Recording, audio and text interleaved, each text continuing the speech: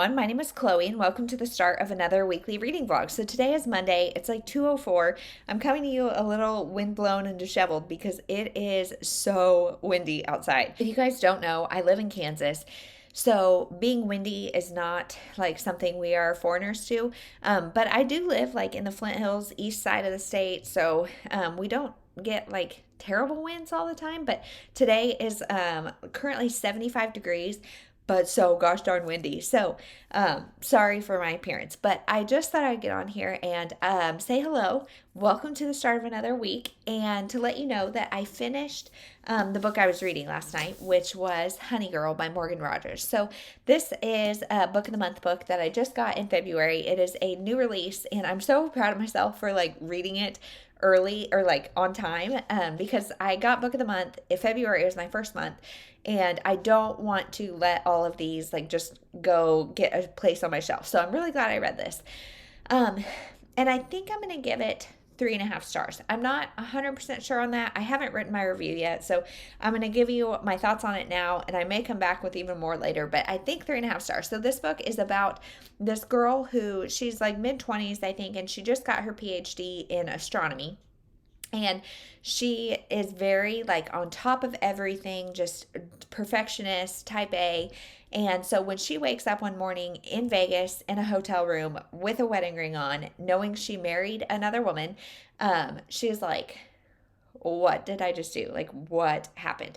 So her wife is not there, but has left her a note and calls her Honey Girl because her hair is the color of honey. So then the rest of the book is her like trying to find her wife and connecting with her, as well as just her trying to find herself. So her dad is a colonel in the army and has been very rough on her. Her mom was just like kind of a wanderer and did all these different things and just wasn't really cut out for motherhood. So she was mostly raised by her dad, and her dad very much had that like military persona of like, you can rest when you're dead, like work, do your best, be the best, all of that kind of stuff. So he has put a lot of pressure on her, and he wanted her to be a doctor, but she went into astronomy instead. And so the book is her, like it's her mending the relationships with both her mom and her dad, and it's her learning to give herself grace, and that it's okay to take a break and to do some self-care. Our main character, she has a lot of like self-harm behaviors that come out of just overwhelming anxiety, and I thought the mental health rep in this book is really great. She's got some friends, and there's a lot of different mental health issues discussed in here, and I feel like they were done really well. She also, like I said, she has got some baggage and some anxiety, and so she deals with that through therapy, and I thought that was all really good. The reason I'm giving this a 3.5 stars is because I would definitely categorize this more as women's fiction, and to me, you guys, that's not a negative. I prefer that. I think this is kind of being marketed as a romance, and while there is a romance in it, I feel like the romance was by far the weakest part of this book. So like I said, she like goes and tries to find her wife. Well, she finds her pretty quickly and pretty easily, and I don't think it's a spoiler to say she goes and sees her, and the connection between them, we are shown it and told about it, but we have no idea how it developed. And it's just like they met as strangers, got married, and now they're in love. And like there were a lot of steps missing, and like I feel like as far as the relationship goes, we jumped time, although we didn't literally. Like I feel like just the progression of the relationship happened a lot without us seeing it. And so there's zero steam in this book, which I appreciated. I mean, I think that it maybe mentioned some kissing, but there's zero steam, nothing on page.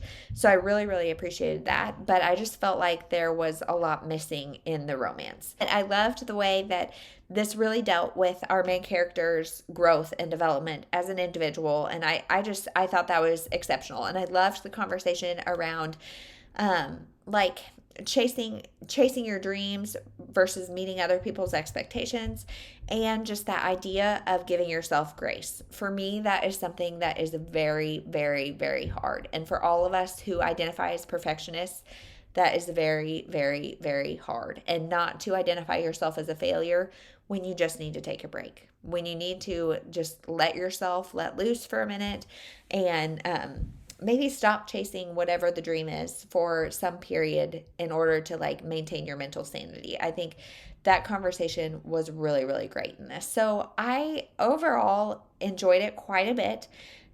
For a relatively short book, I think it's like 300 pages. Like, it's not very long at all. And yet there were times that I felt like it was a little bit slow. So 3.5 stars. I definitely will pick up more from Morgan Rogers. I think this may be a debut. Correct me if I'm wrong. I'll look it up when I'm editing this, but I definitely am interested in what she has to write. And I think this is something to pick up, but with the expectation that this is kind of a coming of age in the sense that she is just really discovering herself. And then the romance is just auxiliary.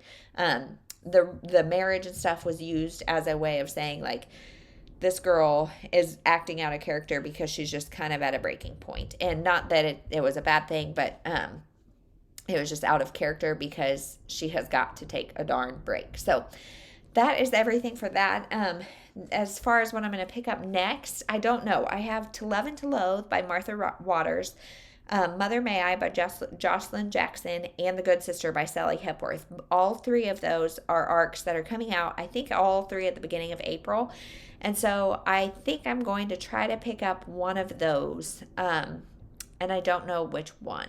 So I'll let you know. But as far as life goes, this morning Ainsley had dance class, and then we did a new letter of the week. And then she asked yesterday if we could snuggle and watch Doc McStuffins because she's scared of the little dragon in there. And so today I said, okay. And she ended up not needing to snuggle because she was fine. I don't know what the deal was. But so we watched an episode of Doc McStuffins, ate lunch, and played outside. Now here we are. So that is everything. This afternoon, I think my mom's going to bring her dog by, so we're going to go for maybe a little walk if it's not too windy, and that's it. So now it's nap time. I'm going to go do some reading, and I'll check in later.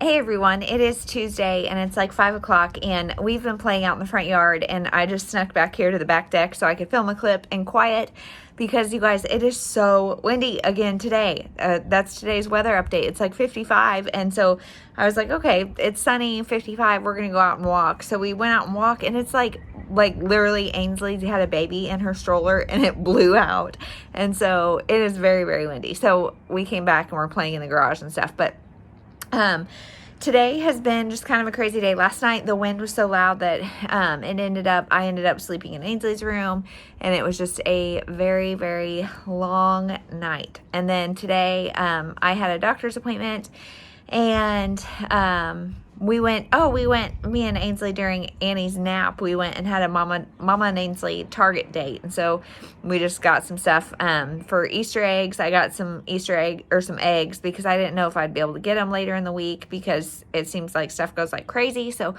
got some eggs, and I was going to try doing the shaving cream eggs where you put some food dye in shaving cream and dye them that way. But then I read that you cannot eat them if you do that. So I think I'm going to try it with some Cool Whip. I don't know. We don't do dairy, so ours is dairy-free Cool Whip. So I'm like, will that still work? I don't know. But we'll try it because I just really don't like dyeing eggs with small children. It was not fun last year. So that has really been everything we've done today. And I put the kids down for a nap, and Annie napped like 10 minutes. It was just long enough for me to fall asleep. So I'm just full of complaints today. But as far as reading goes, with all the being awake and all of that, I have read so much. So I read all of To Love and to Loathe by Martha Waters last night, and I'm giving it 3 stars. Historical romance, you guys know, is not like my normal genre, and this one was good. It was fine. I mean, it was like nothing exceptional, nothing terrible.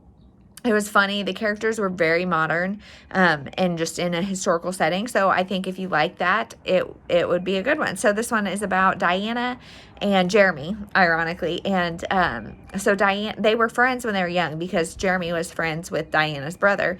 And they've always had like kind of a flirtatious relationship, but nothing really happened. And it's very bantery, almost like hate to love, but it's not hate. It's just bantery, you know. And so now she had the goal of getting married and marrying a wealthy man. And so she did that. And then he died a couple years later. So now it's even further in the future. And she's a widow. Jeremy has yet to take a wife. And so they have this bet. She says, I bet you're married within the year, or within 12 months. And so he's like, okay, cool. So they put 100 pounds on it, and she's like, that's a lot for that time. So she's like kind of regretting it, but she's kind of a wealthy woman now that she's a widow, and whatever. So they've got that going on. And then he propositions her because his latest like escapade said he was not good in bed. And so he's like, hey, do you want to start a physical relationship? And she's like, okay, yeah, because she wants to she's a very modern woman, and she wants to like have power, and she thinks like sex is kind of a way of power. And so she's like, I want people to know like I'm doing what I want and whatever. So she says yes. And so I thought that was a little weird, but of course you can guess what happens next. And this does so the first book, I read just the synopsis because I have not read the first book. So it felt like the couple from the first book is very heavily in this second book. So if you really care about that, definitely read the first one first.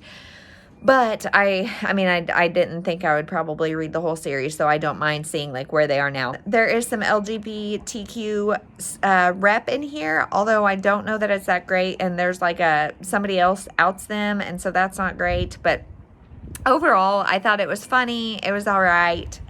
It was just a 3-star for me. So read that, and then I picked up Mother May I by Jocelyn Jackson, and I am like not quite halfway through, and I'm really liking it. Oh, I don't even think I'm that far, maybe like a third of the way through, and I'm really liking it. So this is about this woman. She like has this feeling that this like witchy looking lady is following her. She's like seeing her out the window and stuff, but her mom was really, really paranoid. So she's like, I think I'm just paranoid, whatever, until one day her baby goes missing. And the woman has him and is holding him hostage until she does something to her husband's business partner.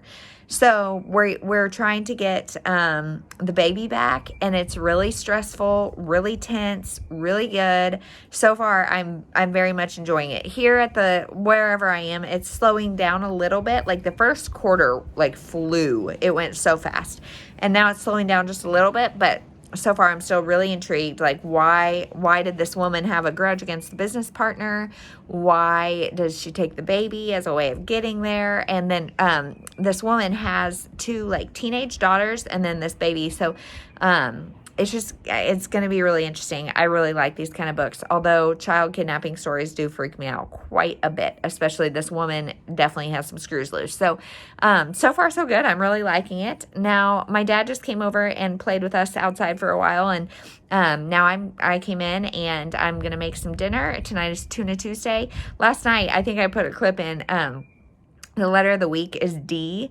And what I've been doing every single week with the letter of the week is we have muffin tin dinner. So I get a six hole muffin tray, and every food starts with that letter. And D, I was really struggling. So I was like, okay, we're going to switch it up. We're going to do dip night. So I just made a bunch of different dips and let Ainsley like dip stuff in it. And she was ecstatic about that, except she was like, Mom, can I just have a spoon? And so she ate hummus with a spoon, guac with a spoon, yogurt with a spoon. She even tried mustard with a spoon. So that was fun. It's really fun to switch things up, and I hope it's like good memories for her and stuff, because it's just like the monotony of the same thing all the time is really boring. So hopefully that was great. And so tonight I'm making tuna because we do Tuna Tuesday, speaking of monotonous. And yeah, so that's it.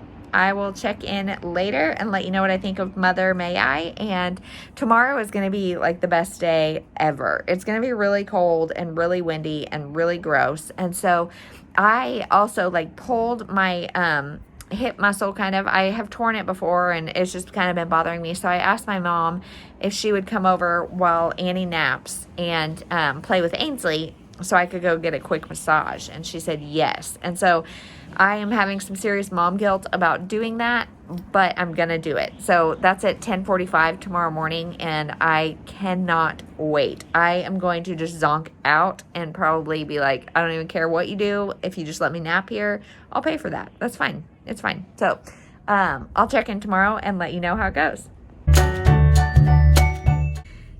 Hey everyone, it is Wednesday and I'm just leaving my massage, and you guys, it was awesome. Except like I feel like I need like another hour because it's like I found all the spots that are like angry, and I feel like I need like another hour now to work on those spots. But it was wonderful. It was wonderful.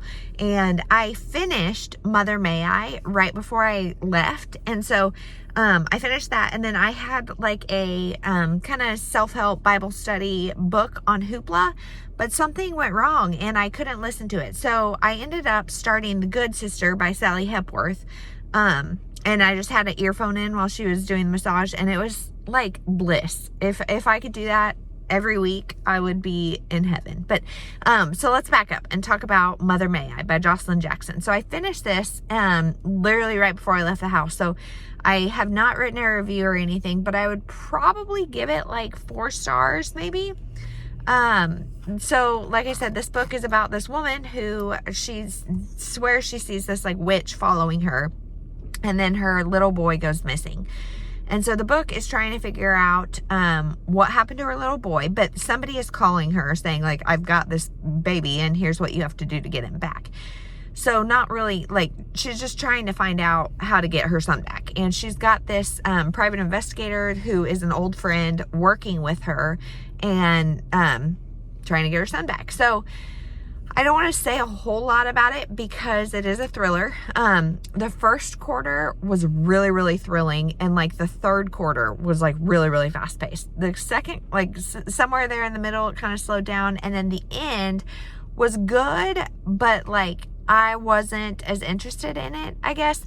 You're finding out the why of why this woman took the baby and why all the things are happening. And there's like an extension that goes beyond that I was like, I don't know if I love this, but I'm okay with it. So I really liked it. And like, I feel like Jocelyn Jackson, her thrillers, I'm definitely going to keep reading. And so then as far as The Good Sister, I just picked this up by Sally Hepworth, and I listened to what would be 2 hours because I was listening at 2 times speed. And I was in there for an hour. And so this is about 2 sisters, one of which it is very, very, very type A and married and et cetera, et cetera. The other is a librarian, and it doesn't say she's on the autism spectrum, but she definitely has like all the characteristics of being on the spectrum. So she meets this guy at the library one day, and she starts calling him Wally because I didn't know this. Fun fact, Where's Waldo actually started in the UK, and I think he was Wally in the UK, but all over the world, like he's Waldo in the United States and Canada, he's Wally in Australia, and Australia is where the book is set. So I don't know if he was originally Wally, but all the different countries like have different names for Where's Waldo. So that's really interesting. If you are from a different country, tell me what Where's Waldo is called where you're from. But anyway, she starts calling him Wally because he is dressed like him. And she works in a library, and so she sees a lot of homeless people come in to use the facilities and things, and so she assumes he's homeless. She starts like awkward conversation with him, but they become like weird friends. And we find out this Wally lives in his van by choice, just because he wants a simple life. And so the whole time I'm listening to that, I'm thinking like, but in COVID days, where do you go? Because he just spends his days either outside or in the library or like in public spots, and then sleeps in his van. And so I'm like, gosh, his world would have really been rocked in COVID days because everywhere closed down. But that's neither here nor there. Anyway, so she is taking care of her sister's dog because her sister's husband went to London for like a really long time for something for work. So she goes for 4 weeks to visit him, and so she's taking care of the dog. Wally helps her take care of the dog. Their friendship is just really growing, and it's great. I love it. The other sister, who is type A and married, etc., like I think they're having small marriage problems, but it's more just like a lack of communication across the distance, and she's just kind of getting paranoid. But more so than that, she is really wanting a baby. These girls, the sisters, are twins, and they're 28, and Rose is the other sister. She is really, really wanting a baby. And so she was like, I used to abhor those women that would do anything for a baby. And now she's like really, really paranoid. But she's got eggs that are prematurely aged. And so her eggs are no longer suitable for, like, there's not very many and they're not very good quality, so they can't do IVF or anything. And so I think this is going to turn into a surrogate situation, where our other character, Fern, she is going to try to get pregnant by Wally to give the baby to her sister. Because in her head, that's completely logical and okay. So, I don't know where this is going. 2 hours in, there's nothing thrilling at all. We're just learning about the sisters. So I'm really intrigued, and, I'm really liking it. So that is everything reading wise. This morning, where are my kids? I'm sure you're wondering. So my Annie is napping, and my mom came over to play with Ainsley. It is cold, but sunny and nice and not that windy. So I'm hoping they're outside, because that just makes a difference, a huge difference in my 3-year-old, if she's outside or if she's not. So fingers crossed. I'm going to go home now and make everybody lunch. And then this morning I went on one of those rogue tears where you see something is messy, and so then you just need to clean the entire house. So I did that, really just vacuumed and cleaned countertops and that kind of stuff, but everything had to be done, and I'm still kind of feeling like that. So maybe go home and do a little more cleaning. I need to do a workout at some point. So that is everything. I will check in later.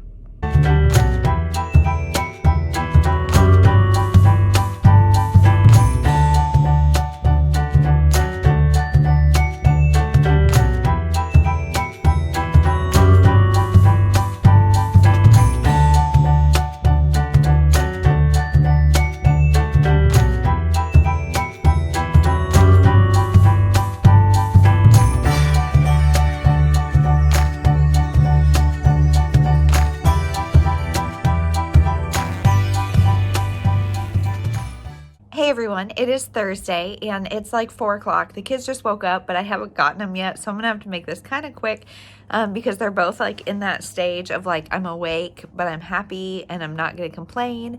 So I'm just gonna wait it out for a minute. I mean, it's fine. It's fine. So, reading wise, let's talk about that first. So reading wise, I finished The Good Sister by Sally Hepworth, and I gave it 5 stars. I loved it, you guys. I loved it. It had sisters, infertility, some thrillery bits, and some confusion about who's the good guy, who's the bad guy, and I just loved it. Those are all buzzwords for me, and this just worked for me. I don't know if it'll work for everybody, but I loved it. So I don't want to tell you guys a whole lot more about the plot, except it's about 2 twin sisters. They are very different, both physically and personality wise. Physically, Fern is tall and thin and et cetera, kind of conventionally beautiful. She is the one that has autism or something like it. Rose is shorter and less conventionally pretty, I think, but she really has her whole life together, has this husband, has everything going for her, is very responsible, et cetera, but she has type 1 diabetes and she's infertile. So they both have a lot of different things going on, and their relationship between the 2 of them is very interesting. It is a definite big sister, little sister thing where Rose is kind of taking care of her, and Fern almost believes it's that self-fulfilling prophecy of her saying she can't do things because Rose has told her for so long she can't do things. And so it's just really interesting. I love the relationship between them. I love the relationship between Fern and Wally, and I thought it was so sweet and fun to watch grow, and I just loved this. I loved it a whole lot, and I didn't really see the twist coming until later in the book, and so I just thought it was great. I don't want to tell you guys a whole lot more about it, except The Good Sister. Pick it up, especially if you like any of those buzzwords. It does take until about half the book to get any thriller elements whatsoever. So if you're wanting something that is super fast-paced, super thrillery, twists and turns at every corner, this is not necessarily your book. But if you want a story about 2 sisters and everything that happened between them, and just the whole idea of trusting yourself, trusting your sister, who can you trust, what's going on, I just think you should definitely read it. So I loved that. So then the other thing I picked up reading wise is She Is Me by Katherine Shine, I think, because I was going to do try a chapter tag of all of the lowest rated books on my shelf, because you guys, I was looking and I have got some low rated books. So I picked up the first one, which is the lowest of the low. It's a 2.8 rating, and it says She Is Me. And so I read the first chapter yesterday evening or something, and the first chapter was like 35 pages, and I was like into it. And so I was like, well, it's only a 260 page book. I've already read 35 pages. I'm not bored. I'm not hating it. Let's just keep reading. So now I'm about 100 pages in, and this is a multi-generational story about 3 women. The youngest of which is Elizabeth. She has a son, and she like lives with the baby daddy, but she's very anti-marriage. We don't know why. We don't really know what's going on. She is a professor of like philosophy, and she has been tasked with writing a screenplay for like a Madame Bovary spinoff. Then there's the mother, who is Greta. She's the second generation, I guess, and she just got diagnosed with something health-wise. And then there's Lottie, who is the oldest, the grandmother, and she is also sick. And so it's kind of a caretaking story of, just how you take care of the generation ahead of you, even when you have your own stuff going on. And I think there's some mental health stuff going on maybe with Elizabeth. And it's really interesting. At 100 pages in, really not a whole lot has happened. And we are getting excerpts of her screenplay for this Madame Bovary type story. And that part is really boring. I don't care at all about that. But so far, there's not a whole, it's only 260 pages. I'm 100 pages in. Not a whole lot has happened, but I'm intrigued enough to keep reading. So, I don't know. I guess if you like character studies, women's studies, that's kind of that. So, so much for that try a chapter tag. I will do it at some point, but unless I just keep knocking them off this way, I guess this works too. This kind of is the purpose of getting them read, so whatever. And then the last thing that I read is The Hill We Climb by Amanda Gorman. So this is the young woman who gave a beautiful speech of poetry at the inauguration of Joe Biden. There's a foreword by Oprah, and it's just an audio, Harpo produced an audio and probably a print, but I don't know, for sure an audio version of her narrating her poem, and it is just so good. 5 stars for that for sure. It is just so powerful. It's for such a young woman to have such profound words and such inspiring words and such hopeful words for the state of our country. I could listen to it over and over and over. So thank you to Libro FM, the ALC program. That is where I listened to that, and I loved it and would highly recommend. It's 10 minutes. It is not a long, if you watched it, it's not very long, but it is very powerful, very good. So that is everything reading wise. Life wise, today has been kind of interesting. So yesterday I had my massage, and my mom came over and played with the girls. Everything was good. Last night at 7 o'clock, Ainsley, her nose just started pouring snot. No idea what's going on. She started sneezing nonstop. Still was acting fine, whatever. So I'm maybe it's allergies, because if you can tell, I'm a little nasally. There's a lot blooming and a lot going on. So I'm maybe it's just allergies. Well, then both girls woke up this morning just congested and sneezing and just sick. So nobody has fevers. I don't think it's anything more than just your run-of-the-mill cold, runny nose. Everybody has been running around the house. I don't nobody's acting sick, but we did not go to dance class today because I don't want to pass anything to anybody, even if it is just a little cold. So instead, what we did is we played downstairs, did a beach body workout. I'm doing the program called Lift 4. So if any of you guys do beach body, I really like it. It's mostly it's half lifting and half high intensity interval training.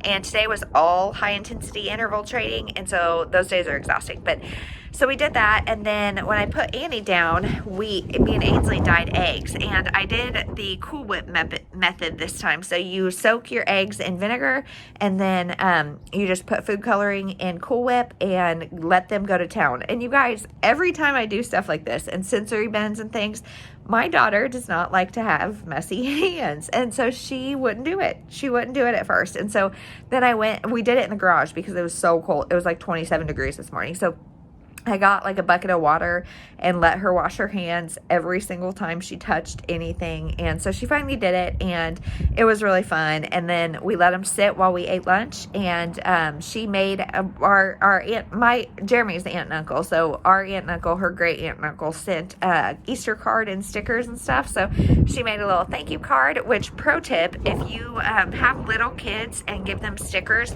peel the backing off of them, if that makes any sense. I did it in the clip that I showed, but if you peel the back off, then they can get the stickers off super easy, because I had her do that while I was getting Annie up and stuff, so she didn't have to say, Mom, this sticker won't come off, or anything like that. So she made them a thank you note, and then after lunch we cleaned up our eggs. They look beautiful. There's always that one egg that like ends up brown, but with this Cool Whip method, it actually, like, once you scrubbed it off, it looked so cool. So I would highly recommend, if you're wanting like a messy kind of playful thing to do, try it. Cool Whip. You can use shaving cream, but don't use shaving cream if you want to eat them, because some of the chemicals will get into your eggs, so don't do that. I'm wondering if these will taste a little sweet. Like, I don't think so, but maybe. So that's what we did today. Now, like I said, I'm going to go get both kids. Tonight we're having veggie burgers, and I think I might make the kids like egg salad sandwich with the eggs, because otherwise I don't know how we're going to get through like 18 eggs. We did 12 today, except we broke one. And then we've got 6 left. So I think I might try a different method later in the weekend. Just because if the kids stay sniffly, I'm not gonna like want them around a lot of people, so we may need a lot of activities. So that is everything for this vlog. I'm gonna go ahead and close it off here and then do another one for the weekend, but this one, 2 5 stars, reading the lowest book on my shelves. Like, it has been quite the week, and I feel really good about it. So happy April 1st. No April Fool's Day is happening around here. I am not into that. I am far too gullible for that. So we're not doing that. But anyway, we'll talk to you in the next one. Thank you for watching.